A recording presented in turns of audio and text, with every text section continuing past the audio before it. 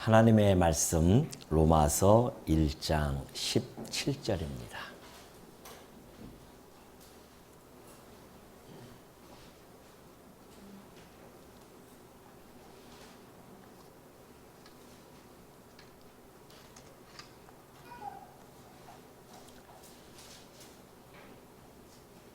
잦은 신질로 알고 봉독해 드립니다. 복음에는 하나님의 의가 나타나서 믿음으로 믿음에 이르게 하나니 기록된 바 오직 의인은 믿음으로 말미암아 살리라 함과 같으니라. 17절 한 절 봉독해 드렸습니다. 지금으로부터 502년 전 앞으로 한 달 남았죠. 10월 31일 날 독일 구텐베르크라고 하는 성당 문 앞에는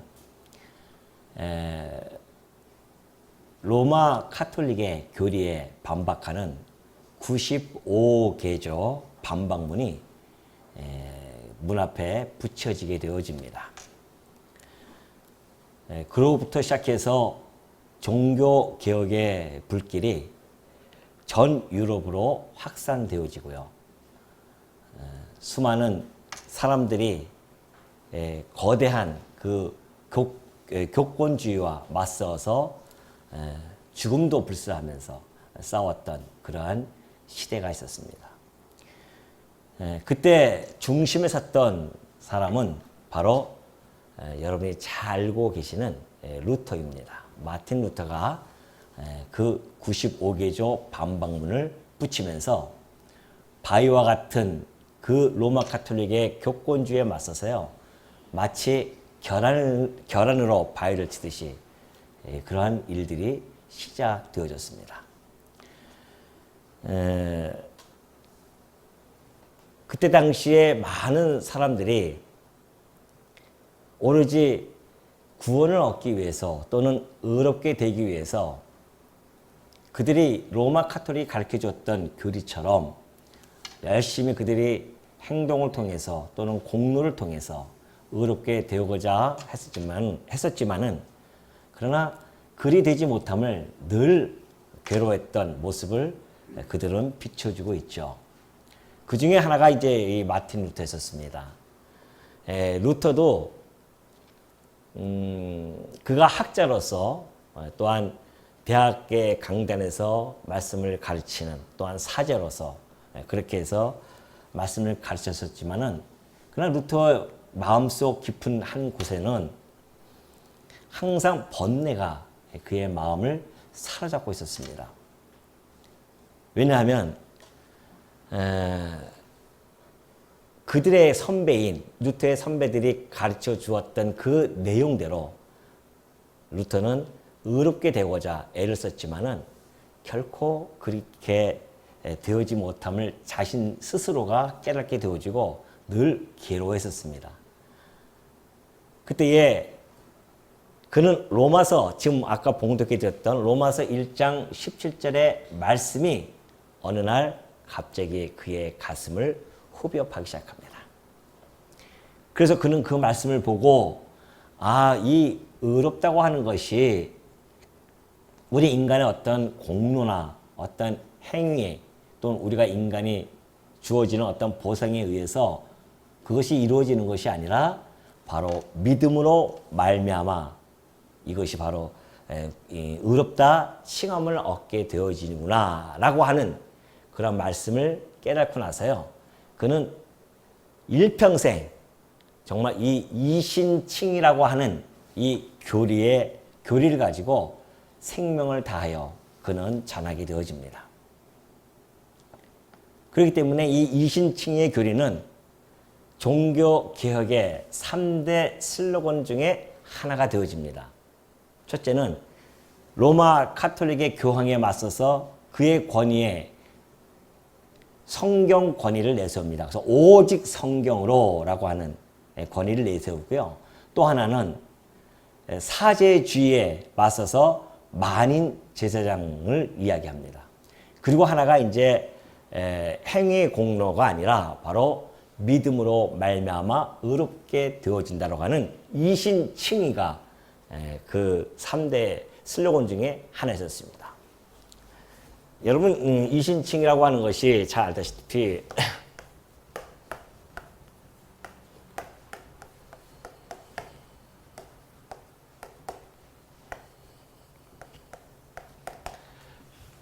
오직 믿음으로써 그렇죠. 믿음으로써만 의롭다 칭함을 얻는다라는 내용입니다.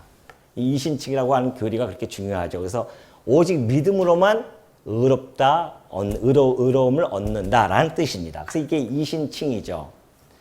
혹자들은 어떤 사람들 또 이신득이라고도 이야기하지만 그러나 우리가 귀에 잘 들어왔던 내용들이 바로 이신칭입니다.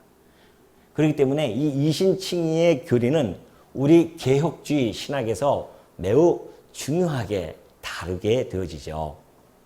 그런데 루터가 사실 이 칭의에 대한 개념을 몰랐던 것이 아닙니다. 이 칭의에 대한 개념을 알죠. 루터도. 의롭게 되어진다고 하는 것은 압니다. 그런데 의롭게 되어진다고 하는 이 칭의관이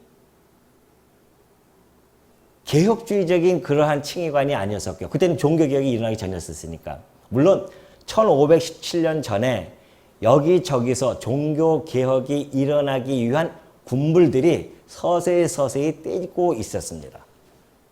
그러다가 이제 1517년에 본격적으로 불꽃이 피기 시작하면서 확산되어진 것이었죠.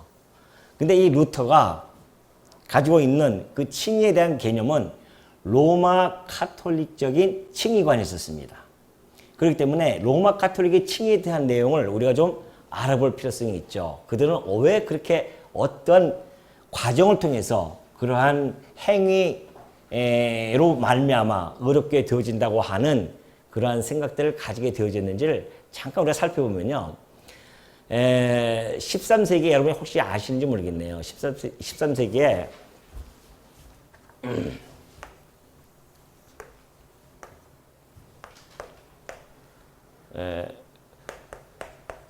토마스 아퀴나스라고 혹시 아시죠? 예.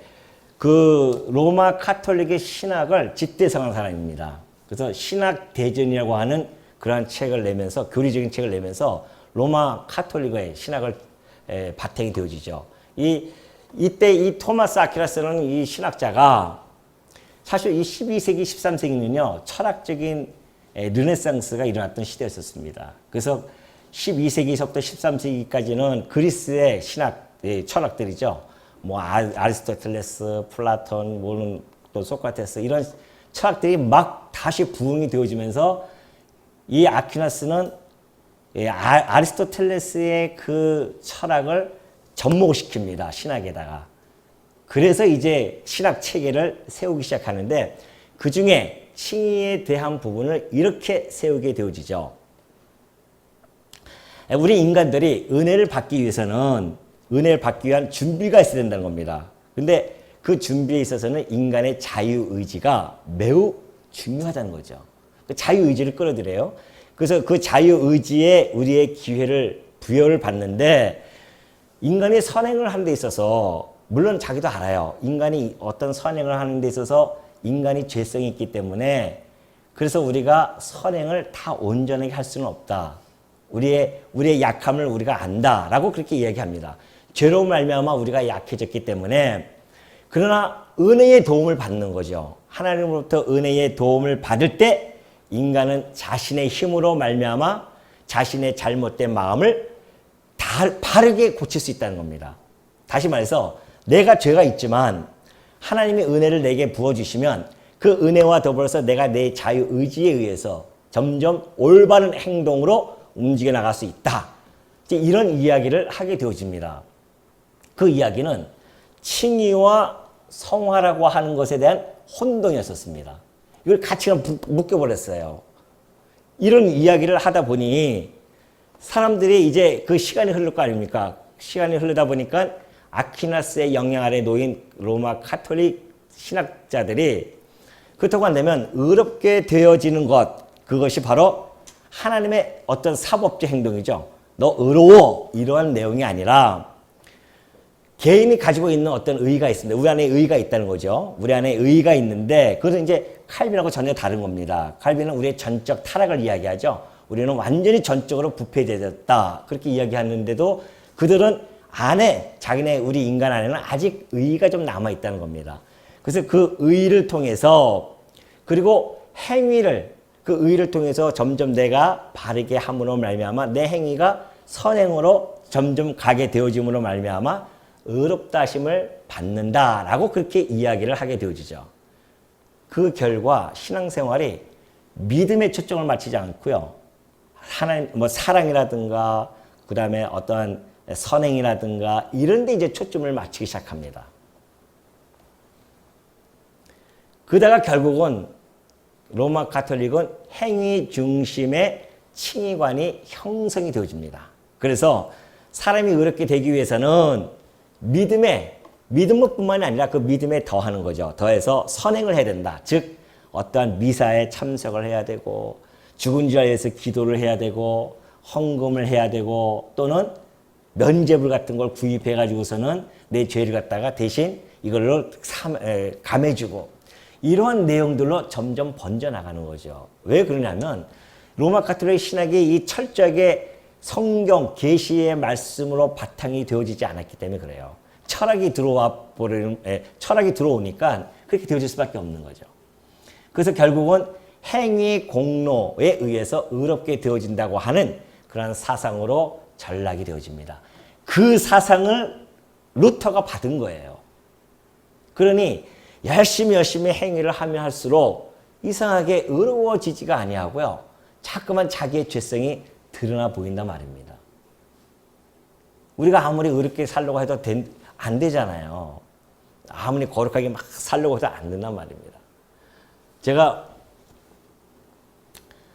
지지난주에 우리 권사님하고 우리 집사님하고 이제 답사를 갔었잖아요. 한번 갔었는데 거기에 바닷가에 개들이 몇 마리가 막 들개처럼 돌아다니고 있어요. 야, 여기서 예배를 들을 수 있을까? 들개들이 있는데 그런 고민을 하고 있는데 마침 그 개들이 잘로 가고 한 마리만 있는 거예요. 한 마리는 캠핑 온 사람의 그 개입니다. 저는 이제 사진을 찍으려고 열심히 막 하고 있는데 갑자기 이 개가 내 뒤에 와서 내 종아리를 꽉 물어버린 거예요. 깜짝 놀랐잖아요. 깜짝 놀라서 나도 모르게 에이씨 그래 버렸어요. 그것도 우리 권사님 앞에서 권사님이 깜짝 놀랄 수도 있죠. 와, 이 목사 사람이 성품이 좋은 줄 알더니만 성깔이 있네. 그렇게 생각할 수도 있죠. 나도 모르게 막 아이씨가 나와 버렸으니까. 이거 아니에요? 그러니 우리 인간이라고 하는 것이 아무리 뭐 화를 안 내고 싶고 그렇게 의롭게 살려고 애쓴다고 되는 게 아니란 말입니다. 순간적으로 우리 안에 있는 본성이 확 튀어나와 버리면 걷잡을 수 없는 겁니다. 우리가 남들이 봤을 때는 뭐 이렇게 좀 의롭게 사는 것처럼 그렇게 보인다 할지라도요. 한번 겉에 보면 평온할 수가 있죠. 가끔 제가 그런 이야기를 하지만은 우리 그 전주 살 때 제가 전주천에 가보면은 돌다리가 있어요. 건너다 보면은 물이 깨끗하게 막 흐릅니다. 그럼 제가 가끔 그 나무떼기를 한번 밑에를 이렇게 흩어버리면 더러운 것들이 다 올라와요. 그게 우리 마음 아니겠어요? 겉으로 보면 어떻게 뭐 거룩한 척하고 우리가 의롭게 한 것 같고 저 사람은 참 법 없이 사는 사람 같아 이렇게 생각하더라도 어느 날 갑자기 휙 돌아버리면 자기에 있는 본성이 확 튀어나버리면 여지없이 우리 인간의 그 죄악된 모습이 나타날 수밖에 없는 그것이 우리 인간의 모습이란 말입니다. 여기에 루터가 왜 자기는 안 그러겠어요? 사제로서 정말 거룩하게 살려고 했었는데 안 된단 말입니다. 그래서 그가 고통 속에 있다가 바로 이신칭이라고 하는 오직 믿음으로만이 의롭게 되어지는구나. 이것을 딱 깨닫고 나서는 그가 그때부터 자기 삶에 있어서 루터의 삶이 완전히 혁명적으로 바뀌어버립니다. 그래서 결혼도 해요. 루터가 사제 집어던지고 결혼도 하고 그때부터 로마 가톨릭을 향해서 그가 싸움이 시작되어진 겁니다. 죽을 때까지 싸우잖아요. 진리를 발견하고 나서 그가 그렇게 싸우게 되어집니다. 그래서 루터의 신학을 보면 이 이신칭의를 중심으로 해서 신학이 이렇게 나타나고요. 그 나중에 이제 우리 칼빈 개혁주의의 우리 장로교의 모태가 되어지는 우리 칼빈주의는 이제 하나님 중심 사상으로 올라가죠. 그래서 하나님 영광 선포, 하나님 절대 주권 이래서 하나의 신학 체계가 또 형성이 되어집니다. 그러니 1517년부터 일어났던 그 종교 개혁의 불꽃은 유럽으로 확산시키면서 많은 사람들이 특히 하층민에 있는 사람들이 들고 일어나기 시작합니다. 맞다. 믿음으로 말미암아 의롭게 되어지는 것이지 우리의 행위로 어떻게 우리가 의롭게 되어질 수 있는가 라고 하면서 종교개혁의 불꽃이 유럽 전역을 확산하게 되어집니다.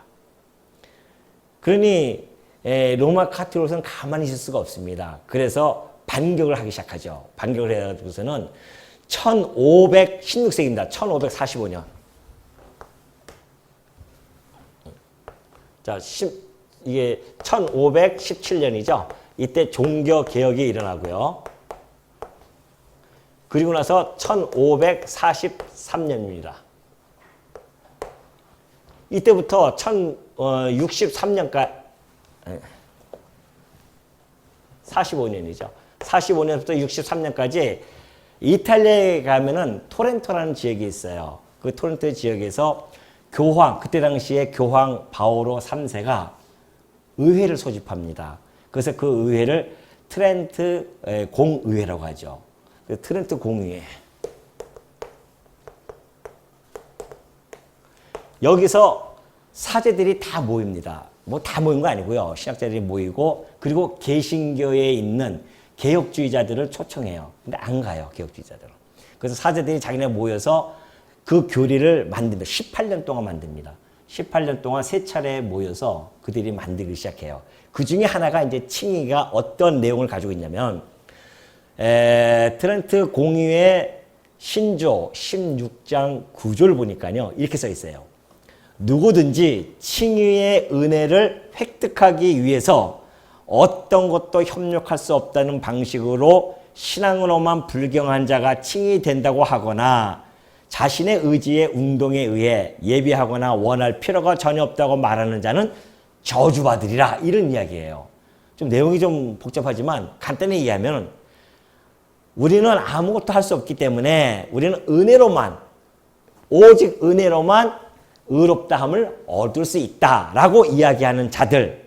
또 하나는 우리는 전적으로 타락했기 때문에 우리의 의지로 또는 우리의 힘으로 전혀 할 수 없다. 그렇게 이야기하는 자들은 저주를 받으리라. 그렇게 선포를 합니다.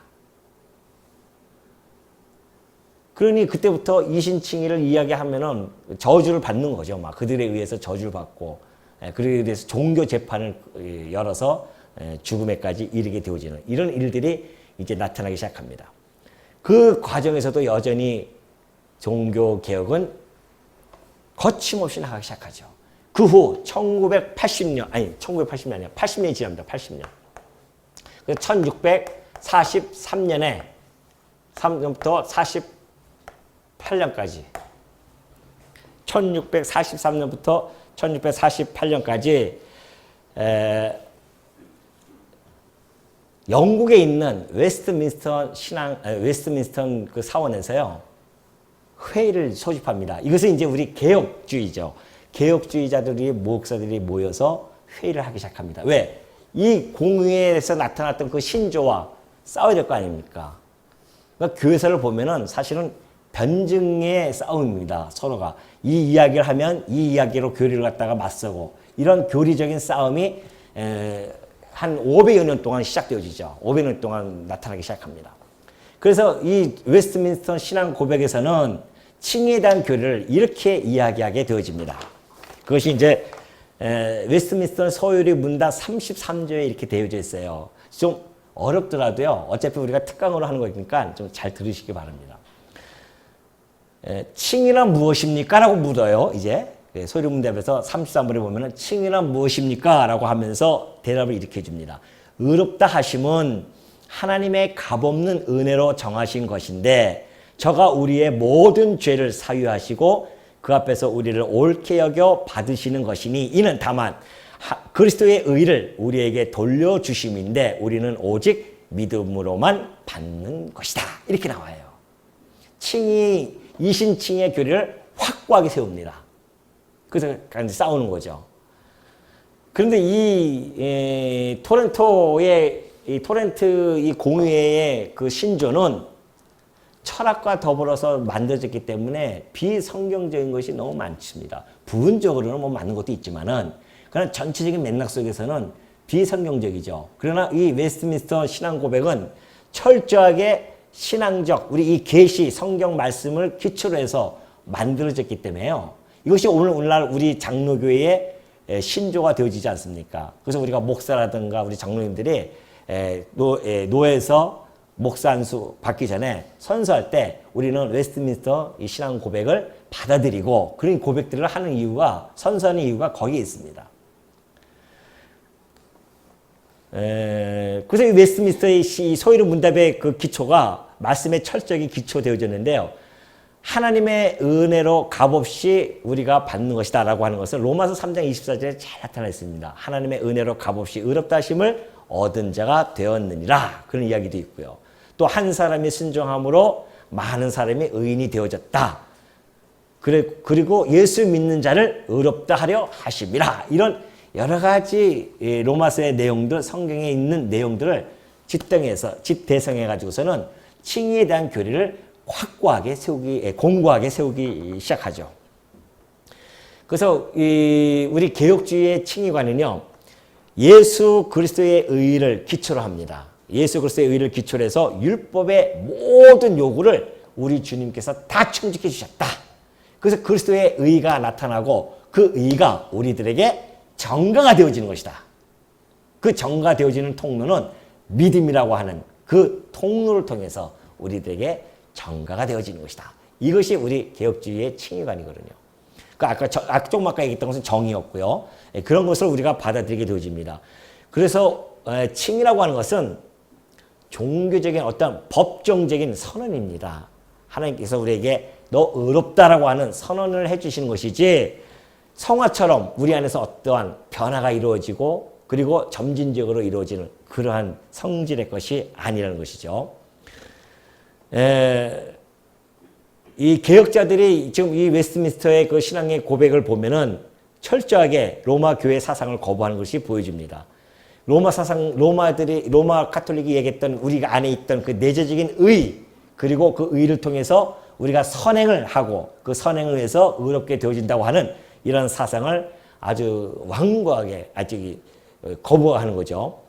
그리고 오로지 구속주의 의가 우리에게 전가가 되어진다라는 사상을 우리들에게 전달해 준 겁니다. 물론 그 사상은 이 성경 말씀을 기초로 해서 세워졌고요. 이것을 우리 후대들에게 전달해 주고 우리가 싸워나갈 수 있도록 그렇게 기반을 닦아 놓아졌다는 것이죠. 그래서 우리가 사실은 믿음의 이 선배들에게 빚을 많이 진 겁니다.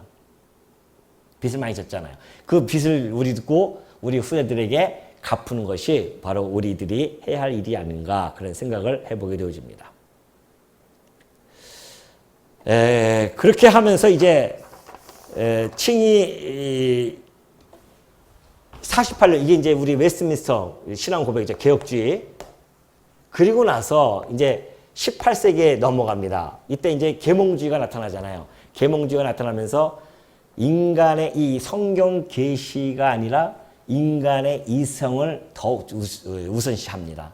이성을 더 앞세우기 시작하죠. 그래서 이성으로 성경을 난도질하기 시작한 것이 18세기, 19세기 현대 자유주의자들이 등장하고 나서부터 시작되어집니다.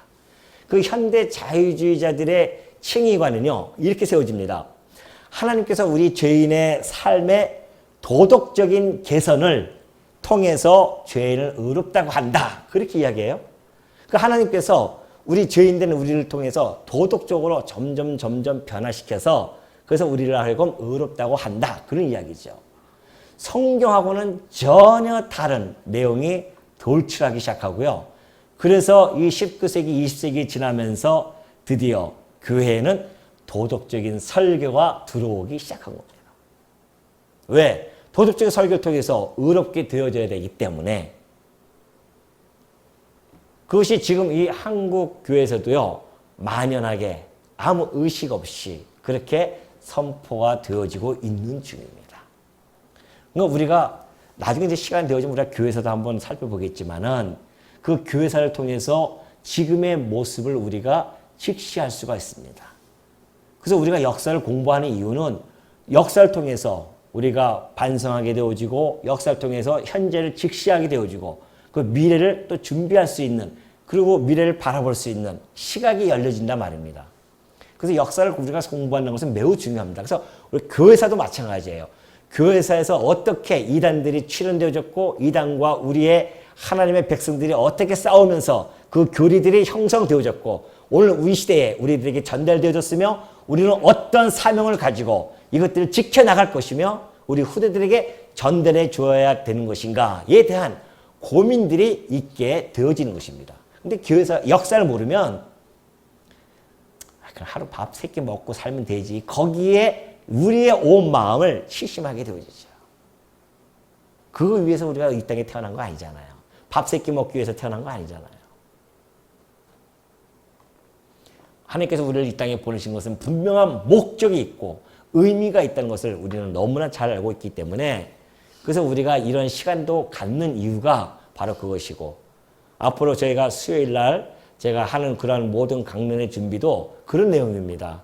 어떤 주제 설교라고 해서 우리가 도덕적인 걸 얘기하는 것이 아니라 주제 설교도 필요하거든요.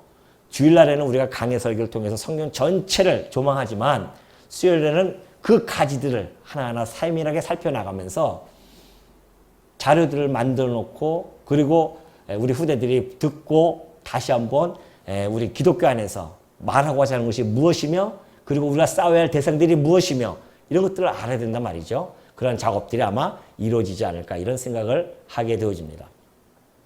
자, 그렇다고 한다면 이 의라고 하는 것, 이 의라고 하는 것은 도대체 아까 얘기했듯이 어떤 성질 또 어떤 의미를 가지고 있는가에 대한 부분인데요.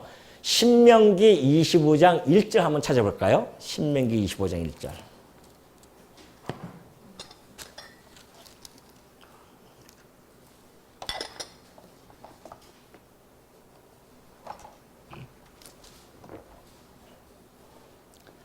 자, 신명기 25장 1절 한번 다 같이 한번 읽어볼까요? 자, 시작.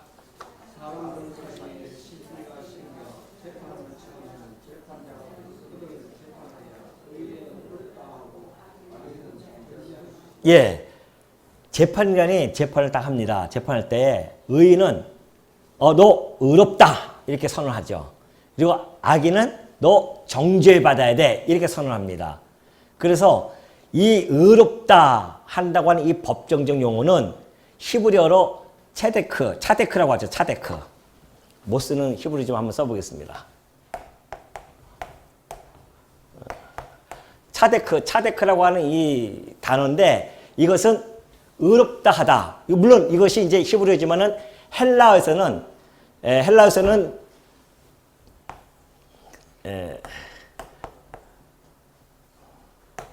디카이오라고 합니다. 디카이오. 다 큰 의미예요. 같은 의미로서 법정적인 선언을 이야기합니다. 다시 말해서 로마서 5장 1절에 보면 찾지 마세요. 제가 읽어드릴게요. 로마서 5장 1절에 보면 그러므로 우리가 믿음으로 의롭다 하심을 얻었으니 그래요. 믿음으로 의롭다 하심을 얻었으니 이때의 의롭다 하는 것이 바로 이 디카이오인데 이 모든 것이 의롭다 하심이라는 선언입니다. 그러니까 이 의라고 하는 것은 법정적인 선언이라는 것이죠.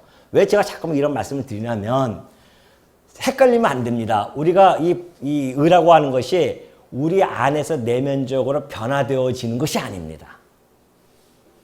우리의 어떤 상태가 변화되어진다거나 또는 이것이 점점 우리가 어떤 행동에 의해서 의롭게 되어지는 그러한 차원이 아니라는 것이죠.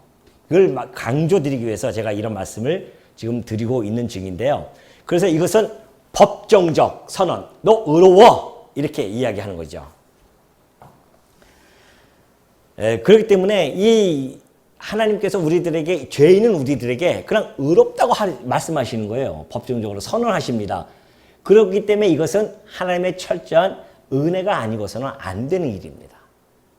우리가 행동을 취해야 되는데 행동을 취해서 의롭다고 한다면 일찍이 성경에서 욥이 이야기했듯이 하나님 앞에서 의로운 자가 어디 있으랴 고백한단 말이죠. 욥이. 왜? 분명히 자기는 물론 까닭 없이 고통을 당하고 있지만 친구들이 자꾸만 너 죗값 때문에 그래 이 얘기하니까 그들에게 반론하기 위해서 하는 이야기가 아니 그러면 하나님 앞에서 의롭지 않은 사람이 죄인 아닌 사람이 어디 있냐? 의로운 사람이 도대체 어디 있냐? 그런 이야기거든요. 물론 이거 시편에서도 그런 이야기를 함께 이야기하죠. 의인은 없나니 하나도 없지 않느냐. 바울도 그 시편의 말씀을 들어서 의인은 없나니 하나도 없다 그런 이야기를 합니다. 그러므로 우리가 어떠한 행동에 의해서 의롭게 되어진다는 것은 어불성설입니다. 그럼 도대체 이 성경에서 이야기하는 우리가 의롭게 되어진다는 그 의미는 무엇이며 그 과정은 어떻게 이루어지는가? 그것이 바로 지금 나타나는 내용들입니다. 하나님께서 은혜로 주신다는 것이죠. 인간 죄인이 돈을 주고 산다거나 로마 카톨릭처럼 면죄부를 사서 내가 면죄를 당하는 그런 것이 아니고요. 또 더 나아가서는 우리의 어떤 행위의 공로, 내가 고아원에 가서 헌금을 해가지고서는 그들에게 구제를 하고 그러니까 로마 카톨릭 천주교는요. 그 구제 활동이 그래서 활발한 겁니다. 왜 그러냐면 그걸 통해서 자기가 의롭게 되어지니까 힘이 있는 거죠. 그래서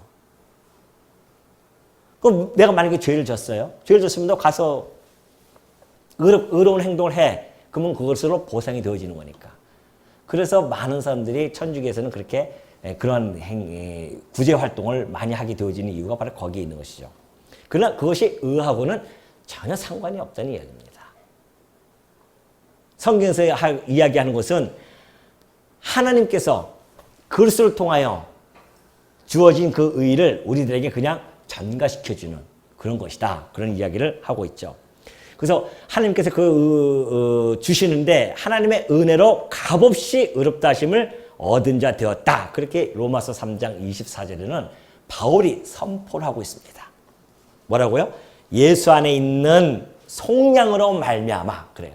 예수 안에 있는 속량. 예수님께서 우리를 위하여 십자가에 죽으시고 율법의 요구를 다 충족해 주십니다. 그 주님의 죽으심으로 말미암아 우리의 죄가 속량되어졌다는 것이죠. 그로 말미암아 하나님이 은혜로 값없이 아무 값없이 없어요. 그냥 우리들에게 어떻게 의롭다 법정적으로 선언해 주었다. 이것을 계속해서 이야기해 주고 있고요. 그래서 결국은 그것이 곧 이 믿음으로 말미암아 구원을 받은 이것이 너에게서 난 것이 아니요 하나님의 선물로 준 것이다. 그러니까 의라고 하는 것은 하나님의 선물이지 우리의 행위와는 아무 상관이 없음을 꼭 명심해 주시기 바랍니다. 여러분이 혹시 주변에 로마 카톨릭 다니는 천주교에 다니는 성도들이 있으면 충분히 설명해 줄 수 있잖아요. 이런 것들을. 오늘 이렇게 듣고 나서 로마 카톨릭에서 가지고 있는 칭의관이 어떤 역사적 배경 속에서 이것이 이루어졌으며 이것이 성경에서 말하는 것과 어떻게 다르며 성경에서 말하고 있는 칭의관은 바로 이런 것이야 라고 이야기해 줄 수 있잖아요. 오늘 그런 시간이 좀 되어졌으면 하는 바람으로 증거해 드리고 있는 중입니다. 또 하나는 물론 은혜로 주었지만 그것이 아까 얘기했듯이 계속해서 법정성이다. 그런 이야기를 해줬죠. 선언이다. 칭의는 우리가 그도 앞에 배웠던 중생, 회심, 성화 이런 거하고는 전혀 다릅니다. 중생, 회심, 성화는 내 내면에서 일어나는 상황이에요. 그런데 칭의는 내 밖에서 일어나는 상황입니다. 내 안에서 일어나는 것이 아니죠. 그리고 이것은 우리가 중생, 회심, 성화 같은 갱신의 과정이 아니라 하나님의 법정적으로 너 무죄야 라고 선언해 주는 것이다. 그래서 우리의 내면적 삶의 변화하고는 전혀 상관이 없습니다. 그 내면적 삶의 변화는 성화라는 과정, 이제 우리가 앞으로 다음 시간에 배우겠지만 성화라는 과정이지 칭의하고는 상관이 없죠.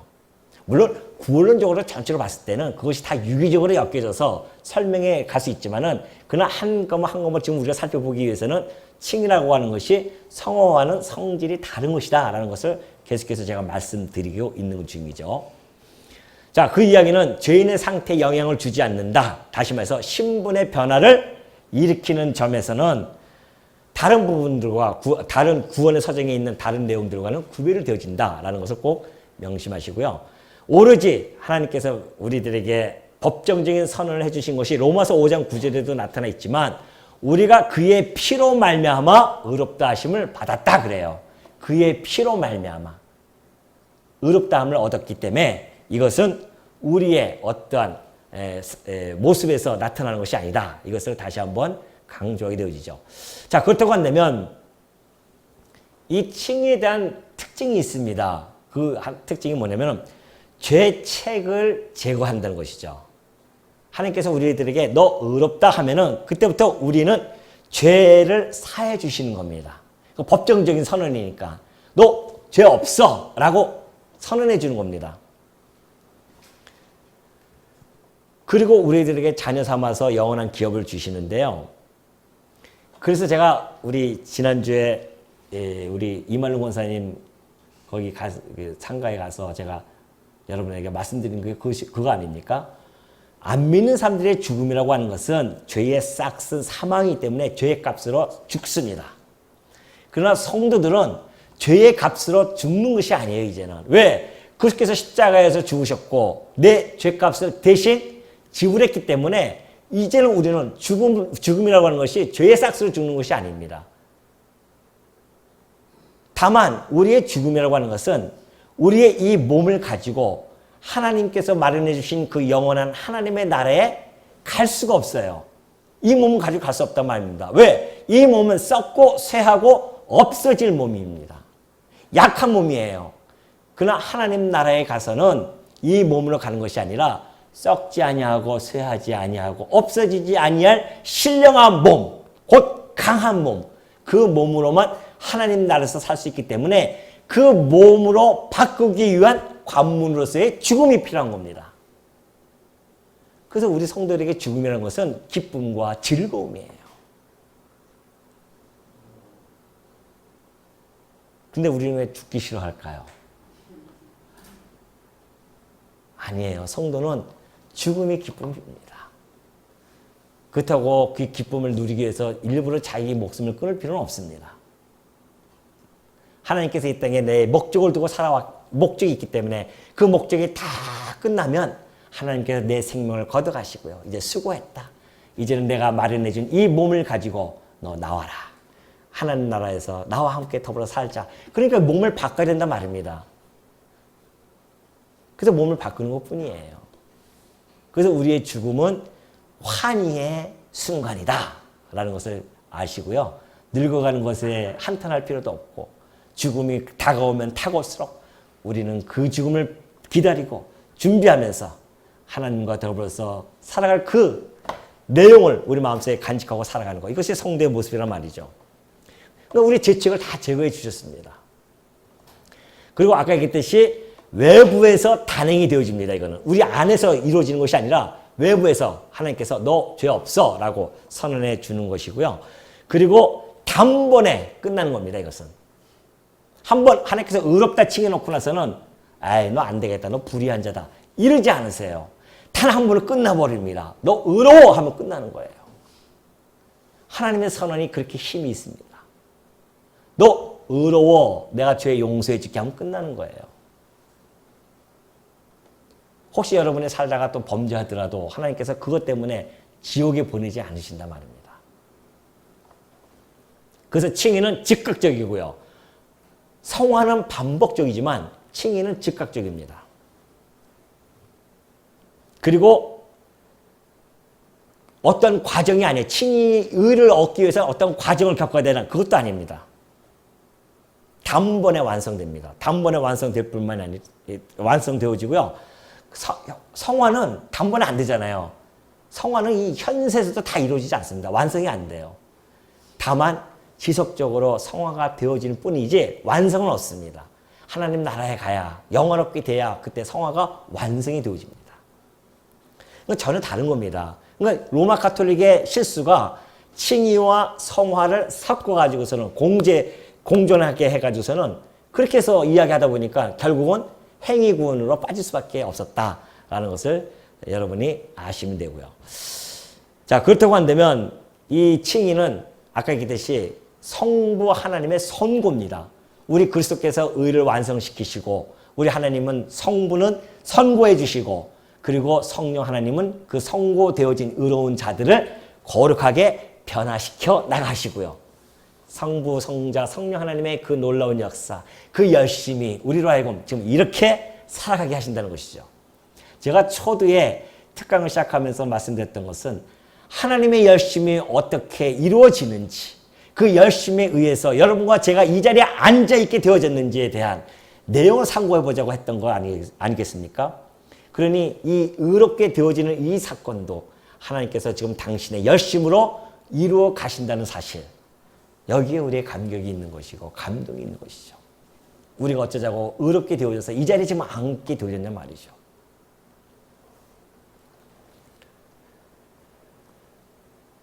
칭의의 요소를 한번 보면요. 이 칭의의 요소는 먼저 적극, 소극적인 요소가 있습니다. 소극적인 요소는 아까 얘기했듯이 죄의 용서함입니다. 칭의를 우리가 얻게 되어지면 죄의 용서함을 받아요. 근데 그 죄의 용서는 예수 그리스도의 대속 사역이죠. 예수 그리스도께서 십자가에서 죽으심으로 우리가 용서를 받는데 현재의 죄, 그리고 과거의 죄, 더 나아가서 미래의 죄까지요. 다 용서를 받습니다. 그렇기 때문에 우리가 죄의 싹으로 사망 가운데 처할 필요가 없게 되어졌고요. 우리의 모든 죄책, 형벌 하나님께서 다 제거해 버리셨습니다. 우리는 더 이상 형벌을 안 받습니다. 형벌이 뭐예요? 사망이라면 안 돼요. 사망. 그 사망에 이르지 않습니다. 육신의 사망이 아니라 영원한 사망에서 우리는 벗어나게 되어졌던 것이죠. 그걸 지금 이야기하고 있고요. 그래서 로마서 8장 1절에 보면 우리 공부했듯이 그러므로 이제 그리스도 예수 안에 있는 자에게는 결코 정죄함이 없다. 그런 이야기합니다. 왜? 예수 그리스도 안에 있는 생명의 성령의 법이 죄와 사망의 법에서 너를 해방하였기 때문에 이것처럼 기쁜 소식이 어디 있습니까? 형벌도 안 받고 정죄함도 안 받고 거기서 벗어나고, 예? 그러면서 로마서 8장 32절을 보면 이런 이야기해요. 자기 아들을 아끼지 아니하시고 우리 모든 사람을 위하여 내주시니가 어찌 그 아들과 함께 모든 것을 우리에게 주시지 아니하겠느냐. 누가 능히 하나님께서 택하신 자들을 고발하리요. 누가 우리를 고발할 수 있겠습니까? 이제 감히 하나님이 택한 백성들을. 의롭다 하신 이는 하나님이시다 말이죠. 우리를 고발할 수 없는 것은 하나님께서 우리를 의롭다 했기 때문에 아무도 우리를 고발 못해요. 사단이 우리를 고발 못합니다. 누가 정죄하리요? 죽으실 뿐 아니라 다시 살아나신 이는 그리스도 예수시니 그는 하나님 우편에 계신 자여 우리를 위하여 간구하는 자다. 뿐만이 아니라 히브리서 10장 14절 보면은 그가 거룩하게 된 자들을 한 번의 제사로 영원히 온전하게 하셨다. 예수 그리스도의 십자가 사건은 한 번의 제사입니다. 영원히 온전한 제사이기 때문에 우리의 모든 일을 다 용서해 줬습니다. 그런데 우리는 왜 여전히 죄를 지으면서 살아갈 수밖에 없을까요? 야고보 사도는 그런 이야기합니다. 우리는 모두 다 실수가 많은 자들이다. 그런 이야기하죠. 실수가 우리는 참 많습니다. 여전히 우리는 죄 가운데 살아가고 있잖아요. 오늘도 죄 짓고 내일도 죄 지을 것이고 어제도 죄를 지으면서 우리는 살아갑니다. 난 죄 하나도 안 졌는데요. 도둑질도 안 했는데요. 내 마음에 분을 품어온 것조차가 우리는 이미 죄를 지은 겁니다. 미워하는 그 마음조차가 우리는 죄를 지은 겁니다. 저 사람을 싫어하는 그 마음조차가 우리는 죄를 지은 겁니다. 그러니 죄 안 진 사람이 세상에 어딨냐 말이죠. 왜 우리는 여전히 죄를 짓잖아요. 그래서 로마 카톨릭은요.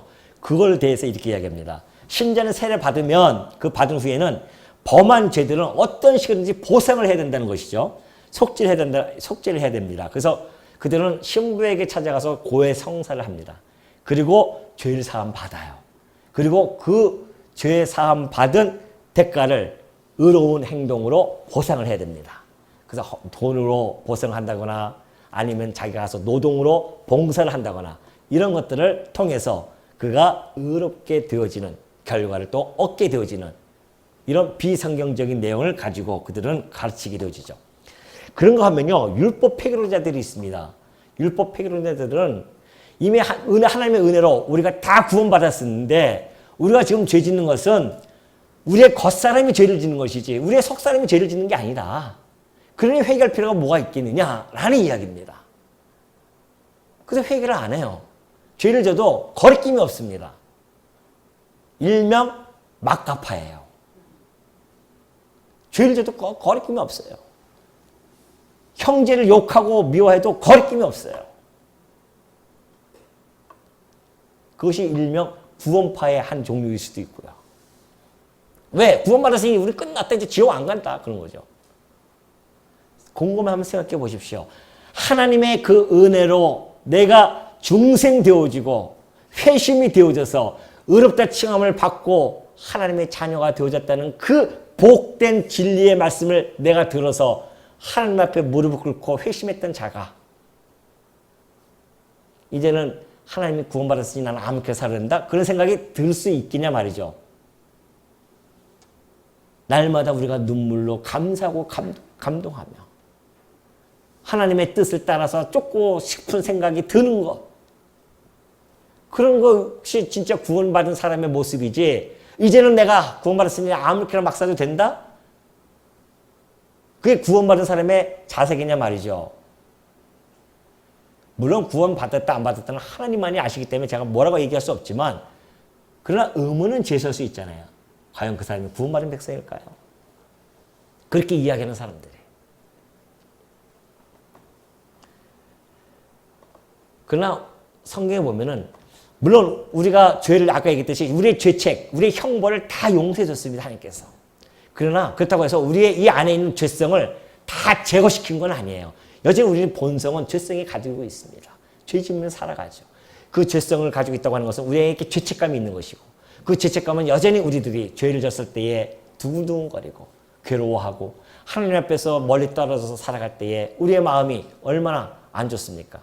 괴롭죠? 우리가 여러분들 욕해 보십시오. 누구? 욕하고 나면 마음 기쁩니까? 다른 사람에게 해코지라고서는 기뻐요? 안 그렇잖아요. 마음이 시원합니까? 아이고 내가 괜히 그랬어. 괜히 그랬어. 성도들의 마음은 그렇게 자꾸 돌아오게 되어 있습니다. 이것이 바로 회개의 모습이거든요.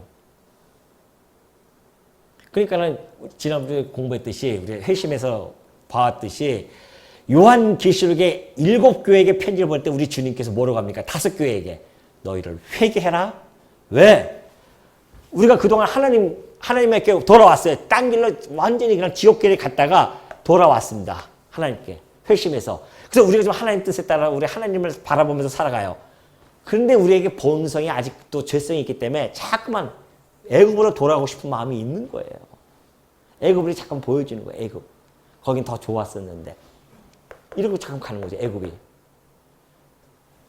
그럼 하나님께서 하나님께서 우리에 대해 마음을 주셔서 다시 돌아오고 아니지. 우리의 땅 가나안 땅으로 가야 되지. 요즘 광야길 아닙니까? 광야에서 우리 가나안 땅으로 가야 되지 하면서 돌아가잖아요. 근데도 돌아갈 생각하는 거 계속 가게 되어지면 어떻게 합니까? 어떻게 해요? 형벌은 없지만 우리에게 뭐가 있어요? 히브리서 기자가 그랬지 않습니까? 하나님의 징계가 없는 자는 사생자다. 그런 이야기합니다. 하나님의 징계가 없으면 사생자예요. 그러니까 하나님의 징계라고 하는 것은 우리가 딴 길로 가는데 하나님께서 나몰라 놔두면 그건 사생자예요. 그거는. 하나님의 택한 백성은 반드시 징계가 들어옵니다. 왜? 끝까지 가게 되어지면 너 그래? 한번 하나님께서 치시는 거죠. 징계하면 그때서야 아이고 주여 손 들고 옵니다. 다시 돌아오는 거예요. 이것이 우리들의 광야 생활입니다. 지금 우리가 애굽에서 나왔지만은 여전히 우리 광야에서 우리는 살아가면서 여전히 하나님의 말씀을 범하면서 우리의 육신의 겉사람을 쳐서 복종시키고 죽여가면서 우리의 속사람이 점점 자라나서 결국은 가나안 땅에 들어가듯이 우리의 삶 속에서 나타나는 이 죄의 하나님께서 용서함을 받았다고 해서 우리가 점점 거룩하게 변해가는 그런 과정 속에서 여전히 우리가 죄 가운데 사는 것을 하나님께 회개하고 돌아서고 또 회개하고 돌아서는 것, 이것이 성경적인 것이죠. 이제는 내가 구원받았으니까 나는 이제는 형벌 죽음 없다? 이런 생각 자체를 가지고 있다고 한다면 그가 정말 구원받은 백성인가를 곰곰이 생각해 볼 필요성이 있다는 것이죠. 그러니까 예수님이 그러시잖아요. 베드로에게, 베드로야, 이 쟤들 다 모아놓고 발을 씻겨줍니다. 아우, 베드로가 이러시면 안 됩니다. 아니다. 그럼 너하고 상관이 없어. 아, 그러면 머리도 좀 씻겨주시고 몸도 좀 씻겨주십시오. 아니다. 너희들은 이미 깨끗하게 목욕을 했다는 것이죠. 목욕을 한 자는 발만 씻으면 된다. 그런 이야기합니다. 너희들이 나중에 알게 될 거야. 그런 이야기하죠. 우리가 그리스도를 통해서 한번 구원받아서 우리의 몸은 깨끗해졌지만 여전히 우리의 발은 씻어야 되는 그런 부분을 설명해주고 있는 부분이죠. 그러면 이제 이 칭이라고 하는 것이 죄의 용서만 받으면 끝나는 것인가? 그건 소극적이라고 그랬죠. 더 적극적으로는 우리로 하여금 양자를 되게 하고요. 그리고 영원한 생명을 허락해 줍니다. 영원한 생명을 얻을 수 있는 권한을 주시는 거예요. 이것이 바로 적극적인 요소입니다. 그러니까 사도행전 26장 18절에 보면 그래요. 나를 믿어 거룩하게 된 무리 가운데서 기업을 얻게 하리라 그래요. 나를 믿어요. 믿어서 의롭게 되어져서 구원을 얻은 자들에게는, 거룩하게 되어진 자들, 의롭게 되어진 자들에게는 기업도 주신다. 그런 이야기를 하게 되어집니다.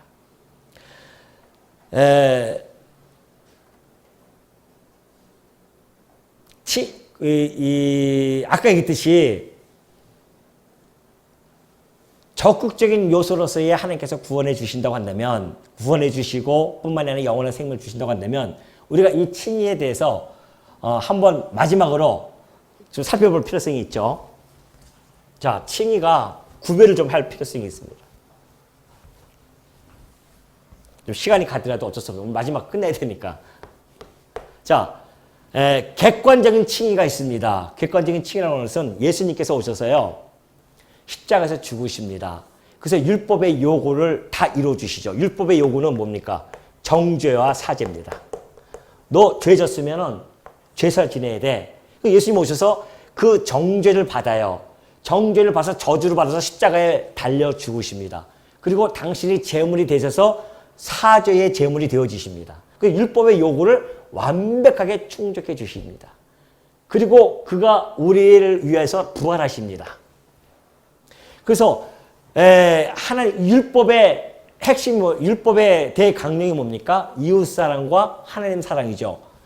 내 대신 정죄를 받아서 죽으심으로 이웃사랑이 이루어지고요.